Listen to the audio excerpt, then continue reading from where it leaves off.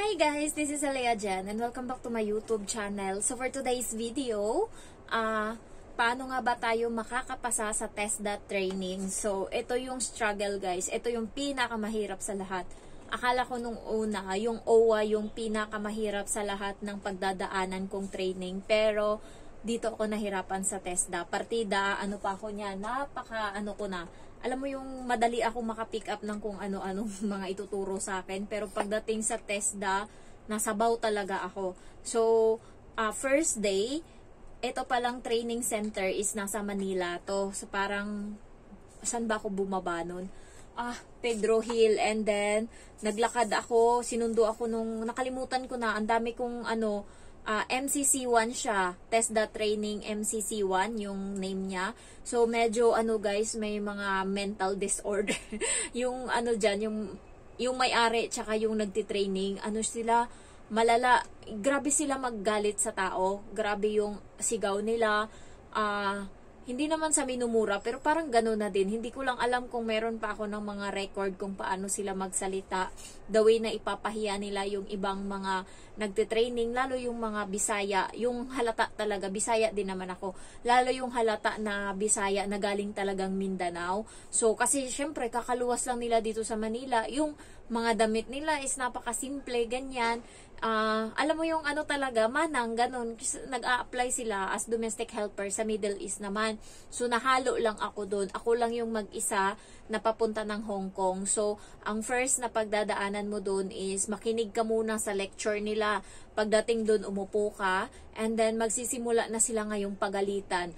Kasi, merong babae din na siguro, hindi ko lang alam kung ano yung issue. Pero, nung una, ako naman, sabi, meron kang 10, ganyan. Tapos sabi ko, wala. So, ayun, naghanap siya ng paraan. Basta lang, approach lang. And then sabi niya, yung sapatos mo, dalhin mo, lagay mo dun sa gilid. So, yun, sinunod ko lang yung sinabi niya. And pinaakyat na ako sa taas. So, umakyat lang ako. Tapos hiningan niya ako pala ng picture, ganyan. Tapos pinapirmahan, ganyan. So, wala namang issue sa akin. Wala. Smooth lang yung namin, yung transaction namin nung babae. Kasi doon ako nagbayad sa mismo sa kanya. So, 5,000. And then, umakyat ako sa taas. May mga sumunod pala sa akin. Hindi sila nagbabayad. Hindi ko alam kung anong hiningan siya ngayon ng kape. Tapos sabi niya, ay sorry naman, tao lang. Sabi niya, ganun doon sa babae. So, yung babae nagtanda lang. So, tinignan lang siyang masama nung babae. Hindi, nakalimutan ko na yung pangalan nila. Adele ba yung pangalan niya? So, yung yun, hindi siya yung may-ari ng TESDA training. Siya yung nagtitraining doon. Siya yung parang kanang kamay. So, tapos tumingin lang siyang ganun sa babae. Tinandaan niya na lahat ng mga nangyari. Pag-akyat namin ngayon sa taas, nakaupo kami doon. Ako, nagsusulat ako. Kasi mayroong board doon na may nakalagay na kung anong meaning ng TESDA, kung ano yung pag-aaralan, kung ano yung bed setting, kung ano yung mga recycle, mga ng basura, merong nabubulok, biodegradable, ano ba yun, yung nabubulok tsaka hindi nabubulok, ganyan. So, pinagkakapi ko yan. Pag-akyat niya ngayon, buti na lang kamo, may dala akong hairnet. Huwag niyong kalimutang magdala ng hairnet kasi pagdating doon is, or kaya hairnet tsaka apron, yan. Pero hairnet lang yung akin. Pero huwag kayong makalimot na magdala ng hairnet kasi nagbebenta sila doon. So, nagrereklamo din yung mga mga nagtitraining na galing Mindanao or galing Visayas. Nagrereklamo din bakit ang mahal. So, ayun, +1 na naman yun. So, ano lang siya. So, ganto, ganyan. So, bayad. So, ako, meron akong hairnet. So, sinuot ko na lang. And then, ayun na, nagsimula na, nagsermo na siya. Sabi niya, ate, sabi niya ganun, hindi ko alam kung anong tumakbo sa isip mo. Bakit? Pinapahiya ba kita? Sinabihan lang kita na doon kayo sa taas maganyan. And then, sinagot mo ako na, ay, pasensya na po, tao lang po. Nagkakamali. Bakit may sinabi ba akong hayop ka? So, doon na, na siya doon sa taas, nagdaldal na, nag-anuhan na ba? Tapos sabi niya, wag kayong umasta na parang ang tapang-tapang nyo dito, mga chimay kayo. Alam nyo ba kung ano trabaho nyo pagdating doon sa abroad? Alam mo yung lahat ng guys, ng mga ganyan, maririnig mo doon sa TESDA. Andun yung pangmamaliit sa'yo, ganun. Andun lahat. So, nakikinig lang ako. And then sabi niya, huwag kayong magtapang-tapangan dito kasi nagte-training lang kayo, hindi nga kayo nagbabayad eh. Alam niyo ba sino nagbabayad? Yung yung agency niyo. Maliban na lang dito, tinuro niya ako, maliban na lang sa kanya, siya mismo nagbayad, cash, 5,000 para makatraining siya dito. Tapos kayo ang tatapang niyo, hindi nga kayo nagbayad, ano nga lang kayo dito eh, sabi niya ganun. Tapos ayun, nagsimula na. So, nakamove on na siya doon. Tapos, nagsimula na kaming lecture. Sa TESDA guys, parang 80% ng pagbabasihan nila doon para makapasa ka ugali. So, ugali yung kailangan nyo doon. Hindi kayo pwedeng magmatapang or, alam nyo yun, magminaldita, yung parang parang nagmamataas ka doon kasi dudurugin ka nila. Alam mo yung, ako lang ako doon, laylo lang. Alam mo yung tahimik lang ako. Kung kailan kailangan ng sagot, doon lang ako sumasagot. Pero yung yung pakikisama, and also, alam mo yung kapag kasi nakikita ka din nila na hindi ka nila kayang alam mo yun, hindi ka nila kayang underin, hindi rin sila nang under. Kapag nakikita nilang ultimo ka lang, yung ka lang ba, doon, nung time na yon ako, syempre, hindi ako lumalabas ng bahay noon nang hindi nagme-makeup, kahit kilay lang, tapos lipstick, tapos blush on. So, ganun ako dati, kasi nga, nasanay ako sa mall na naka full pack makeup. Kaya nasanay ako na hindi ako lalabas ng bahay nang wala akong kilay dati. Kasi nga, iniisip ko, hiyang-hiya ako. Parang feeling ko, ang pangit-pangit ko kapag lalabas ako nang walang ganun. Kaya every time lumalabas ako, kahit papano, may lipstick, may dito, nilalagyan ko yung ilong ko. Parang ko na yan. Yan na yung gawain ko. Tapos nagkilay ako. So, makita niyang presentable yung mukha ko. Hindi niya ako ginaganon. Pero yung iba, na mukha talagang doon talaga sila nagfo-focus na, alam mo yun, durug-durugin. So, marami na din akong, nakalimutan ko na, pero marami akong mga subscriber dito sa YouTube na doon ko pinatraining, and success sila na kung ano yung pinaghirapan or kung ano yung mararanasan mo doon, nandun talaga lahat. And, tuturuan ka nila ngayon kung paano, dapat kapag sa plancha, hindi pwedeng ilagay mo yung tubig na wasa. Dapat mineral water yung ilagay mo doon sa tubig ng plancha kasi nga may chlorine yung nawasa. So, yun, plus points yun. Ako nakasagot doon. Tapos, yung sa washing machine, ano yung pinagkaiba ng automatic tsaka hindi automatic na machine. So, ang answer ko noon is paglabas kasi ng ng automatic is sampay na agad, ayan, so madali na lang siyang matuyo, and yung hindi automatic is kailangan mo pang banlawan, ganyan, di ba? Sinasabunan lang yon yung hindi automatic. So, pero yung lahat ng mga nandito sa Hong Kong na mga washing machine is mga automatic talaga. Next is tuturuan nila kayong magplansya doon. So, makinig kayo guys and ilista nyo kasi kailangan nyo yun. Sa pagplansya ng damit is una kwilyo, pero hindi naman talagang kailangan mo lang ipakita doon sa assessor na nagpaplansya ka, and focus kayo sa botones. Kasi doon sila nagtatanong, ipapakita mo ngayon sa kanila yung natapos mo na plansya doon sa assessor ba tawag doon, doon sa kanya, and the way ka mag-button. Kapag sa lalaki, yung botones is sa una, ibotones mo yan, and then sa pangatlo, and then sa pinakadulo, yung hindi ko lang alam kung pang 7 yun or pang 5. Basta pinakadulo, 1, 3, and then 7. Ayan, nakalimutan ko na talaga, sorry. Tapos yung sa babae naman is 1, 3, and then 5. Basta always 1 ang pinakauna dito, and then yung pangatlo, tsaka yung pinakababa. Ayan. So, yun yung always yung tandaan. Kasi tinitignan yun ng assessor kung tama yung pagbotones mo. Hindi sila nagmamatter kung paano ka namlansya. Ang nagmamatter sila kung paano ka nagbotones. Next is bed setting. Doon, wag nyong tinuturo sa TESDA or hindi naman, pero kami doon pinatunog ba, alam mo yung hinila ng nagtuturo doon yung bedsheet or yung foam, inakyat ba, tas pagbaba di lumagapak. Ngayon may ganun siya magturo. So ngayon ginaya nung isang Muslim nung nandun na kami sa training center. nilagapak ngayon din niya, hinila niya ngayon yung yung cover, yung bedsheet, nilagapak ganun. Nagulat ngayon yung assessor. Anong ginawa mo? Sabi ganun, bakit mo ginawa yan? So, huwag niyong gagawin yung, kasi sa training center, magkaiba sila guys. Sa training center, iba yung turo. Pagdating doon sa TESDA, iba din yung turo. Minsan, nagkakaanuhan sila ba? Hindi sila nagkakaintindihan. Kaya, minsan, yung training center, ganito yung turo, magugulat ka na lang, iba pala yung turo doon sa TESDA.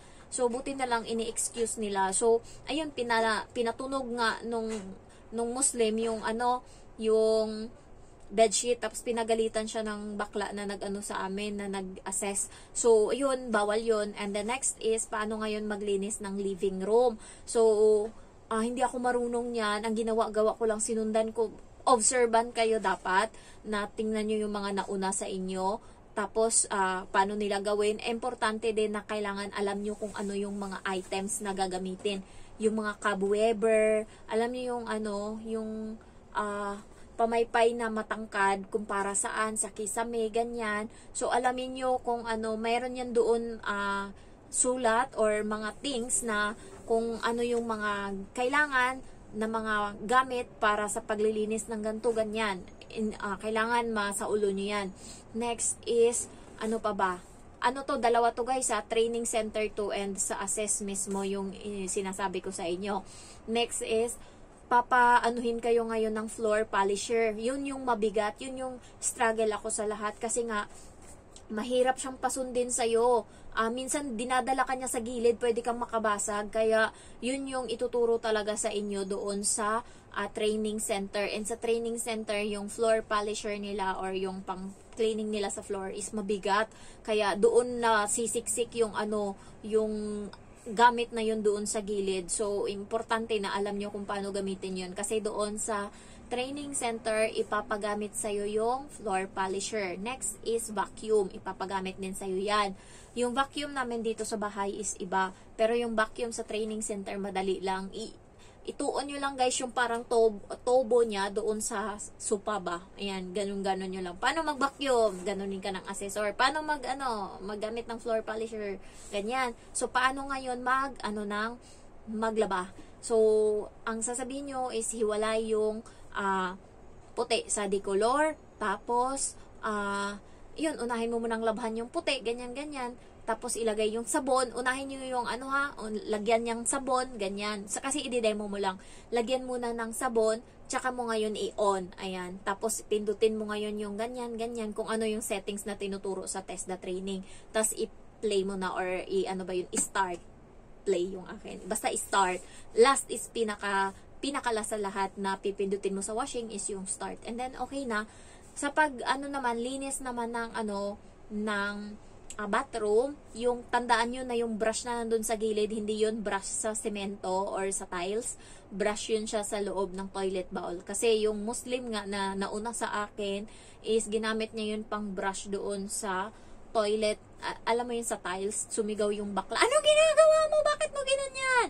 Binrush niya doon sa sa toilet sa taas, and then sa tiles, ano ba? Tigilan mo yan! As in, sumigaw talaga yung bakla, tas pinagalitan siya. Sabi niya, ano nga pangalan mo? Anong number ka? Sabi nga, nung galit na galit talaga. Buti pinasa siya.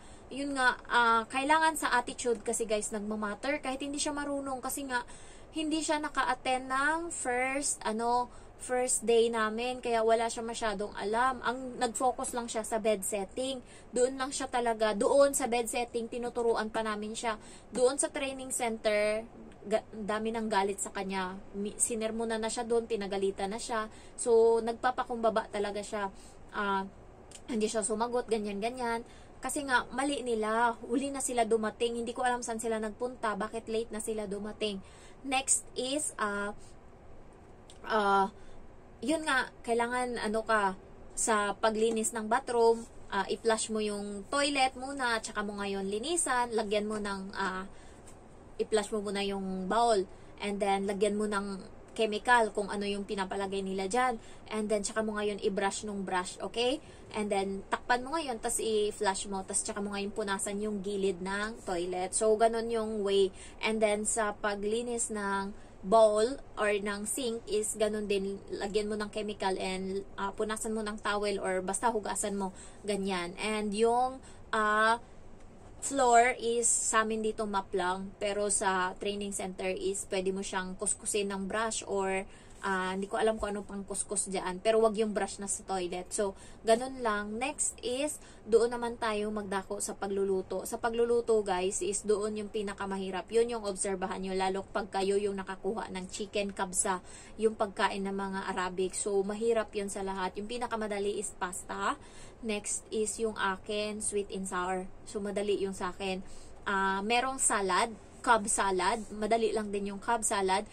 Kontian nyo lang guys yung pagluto kasi kayo yung kakain ng niluluto nyo. Lahat-lahat yan, yung coffee jelly, yung egg drop soup ba yun? Yan, inumin mo yan lahat. Tapos yung Cobb salad sa akin, yung salad ako din kumain. Buti nga salad lang sa akin eh. Yung sa iba, Cobb sa, yung gloves niya, binalot niya yung niluto niya doon sa loob ng gloves, nilagay niya sa bulsa niya sa apron, kaya kailangan may apron kayo. And then ayun, pag labas namin tinapon niya. So sa pagluluto medyo mahirap and kailangan yung itlog pala guys is hirap na hirap ako dyan na pakuluin. 8 minutes kayo magpakulo ng itlog kasi nga yung itlog na nagawa ko is hindi siya maraming tubig, kailangan punuin nyo. Kapag may boiled egg din kasi ako noon para sa salad ko, so pag nagluto ng itlog, yung takore, lagyan mo muna siya ng puno na tubig na dapat umapaw sa itlog yung tubig. Ako kasi, kinalahati ko lang yung tubig sa itlog. So, yung itlog ko malasado. And grabe, nakadalawang beses akong nagluto-luto ng itlog. And nung una, tinapon ko, nakita ngayon ng isa kong kaibigan, sabi niya, gustong-gusto ko pa naman yung gandang itlog, yung malasado. So, tinatry ko, doon ako nag-struggle sa itlog kasi hindi ako marunong maglaga niyan. Kasi akala ko okay na, yung pala 8 minutes lang yan guys kapag puno yung dapat umapaw sa itlog yung tubig. Sa akin hindi ko pinaapaw, pagkulo 8 minutes lang yan, okay na. Doon ako nag-struggle, so doon ako medyo nahirapan. Yung sabi na ng accessor, sino yung sunod? Asa na? Hindi pa ako tapos kasi yung itlog ko hirap na hirap ako. Ayan, next is yun, basta maging mabait lang kayo. And half day lang naman yung training nyo. And pagkatapos nun, kayo yung maglilinis. Magtulungan kayo maglinis sa kusina. Merong iba dyan na buraot na ayaw maglinis, utos sa'yo, ganyan. Kailangan linisin nyo lahat kasi may CCTV. And basta tip lang, kontian nyo yung pagluto kasi kayo yung kakain. And mabubusog kayo sa walang lasang pagkain.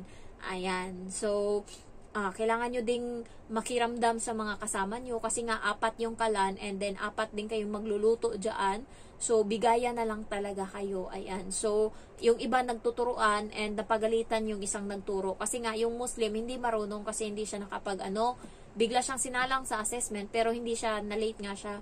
So, ngayon tanong siya, ate, anong gagawin dito? Anong ganyan? Tapos tinuruan siya, tapos biglang nagalit yung nag-a-assist sa amin.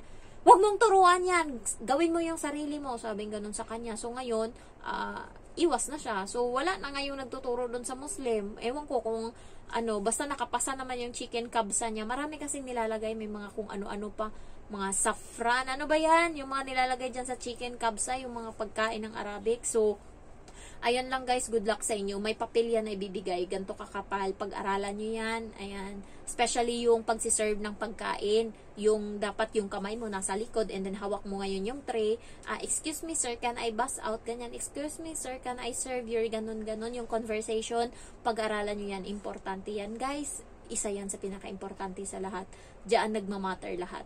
Ayan. And also yung sa ng cutlery, alam niyo yung kung saan ilalagay yung kutsara, tinidor, ganyan. Wala namang tinidor, kutsara ata nung time na yon. Tinidor lang, tsaka knife. Ayan. And then, kung saan ilalagay yung flour base, yung condiments, yung pepper, ganyan. So, yung tissue, ganyan. Yung So, kailangan nyo rin pag-aralan kung paano mag-fold ng, yung towel na nilalagay sa hita. Nakalimutan ko na kung ano yung mga pangalan na ko na talaga sa isip ko. Hindi ko alam na magbi-video ako ngayon about TESDA.